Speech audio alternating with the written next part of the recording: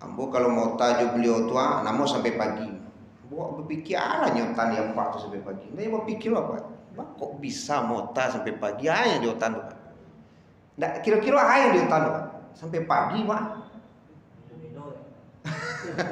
Itu kan itu. Iya kan? Oh, mota sampai minum. Kan nilai balik lagi nilai manfaat kan itu. Bahwa yang namanya permainan asal hukumnya kan mubah. Asal hukumnya mubah.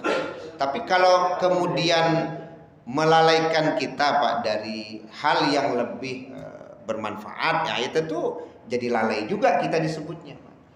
Ya, biasanya orang sepertiga malam terakhir tahajud Paknya main domino ya. Ya kan sudah lalai itu Pak. Kok main domino bisa nyoba gadang tiba di tahajud indah. Nah, ini kan begitu. Ini bukan berbicara haramnya Pak ya, tapi berbicara lalainya kan itu. Nah, belum lagi nanti Pak orang bisa sholat subuh berjamaah